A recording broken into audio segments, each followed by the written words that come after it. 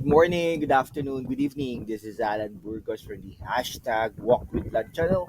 Welcome and welcome back to our channel. If you are not yet subscribed to our channel, please do it so now so that you can be a part of this growing family. We are now officially 7,130 subscribers. Thank you so much. God bless you all. Okay, ang pag-usapan po natin today ay with regards to the comment of Senator Amy Marcos. Yes, indeed, the good senator is the sister of the President Bongbong Marcos. Okay, no, she is the former governor and of course congresswoman of Ilocos Norte District and of course Ilocos Norte as a governor. Okay, so ano na siya no? She is a senator for 6 years now, no, almost 6 years, and then she will be seeking a re-election this coming election 2025. Kaya medyo maingay, no? And then joke lang. Okay, yung comment niya is yung natatandaan nyo, di ba, si former spokesperson Harry Roque nagbigay ng kanyang komento or kaya nagbigay ng message in one of his interviews na nagkaroon ng gentleman's agreement between former President Rodrigo Roa Duterte and President Z with regards to the Ayungin Shoal, no? Na walang dadalhin do sa BRP Sierra Madre, na walang dadalhin mga construction materials, ano lang, no? Food and water lang ang dadalhin doon para doon sa mga nagbabantay doon sa Ayungin Shoal. Okay, or doon sa BRP Sierra Madre. Eh, kaya lang, hindi po gano'n, no?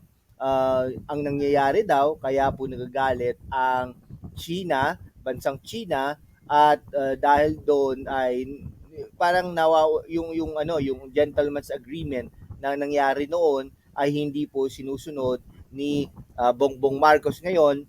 Eh syempre presidente na siya, and then from the very start naman sinabi niya ayaw niyang mawala ang kahit isang square meter sa bansang Pilipinas, which is good.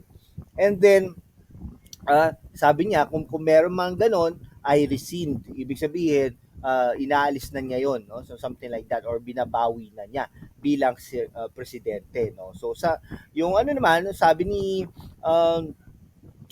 naman ni Senator Amy Marcos, exaggerated daw, no? Exaggerated daw or OA naman or overacting yung mga criticism ng mga tao kay Rodrigo Roa Duterte na dahil doon sa agreement na yon ay gini-give up, no? Give up or the former president gave up already yung sovereign rights over Ayungin Shoal in the gentleman's agreement with China, no? Hindi naman daw po ganoon.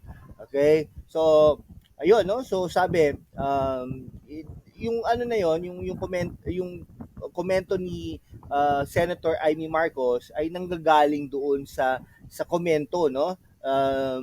Komento or yung claim ni retired Supreme Court Justice Antonio Carpio, okay, that former President Rodrigo Roa Duterte favored China dun sa interest na yon, no? Interest dun sa pag dun sa status ko, dun sa interest dun sa deal na yon, no? Dun sa Ayungin Shoal.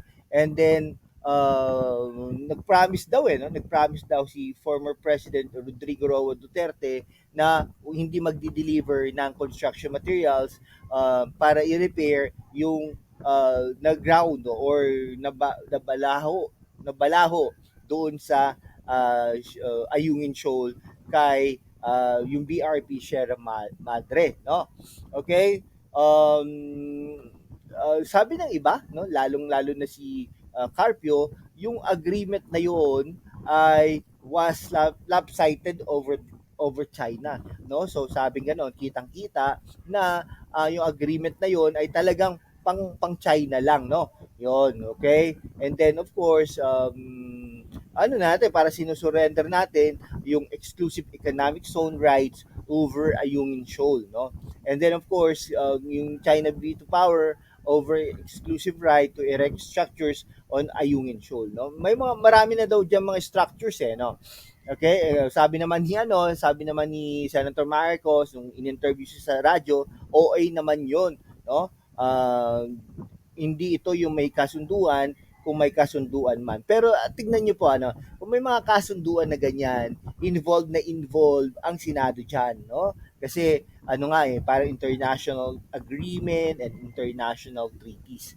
Okay? So, practical lang daw, sabi ni Amy Marcos, para sa mga ganito, so that you could be able to talk peace and of course not to provoke China. Kasi hindi nga natin kaya, no? Pero yung mindset na yun ay hindi rin maganda, no? Ano naman kung malakas sila, etc. Pero dapat hindi ganun ang mindset. Sabi ni former Justice Carpio, no? Yan, okay? Usap lang, no? Usap lang, sabi naman ni Amy Marcos, okay? Ayan. Wala naman daw treason 'yon, kumbaga, no? Natural naman daw na na nag-uusap ang mga gobyerno. Pero ito iba po kasi ito no. Parang tingin natin diyan ay bias nga, no? Kung may ganong agreement, no? Kasi tinatanggi na ngayon ng ni no, ng mga kampo ni dating Pangulong Rodrigo Roa Duterte. Ayan, okay? Oh, sige po. Okay.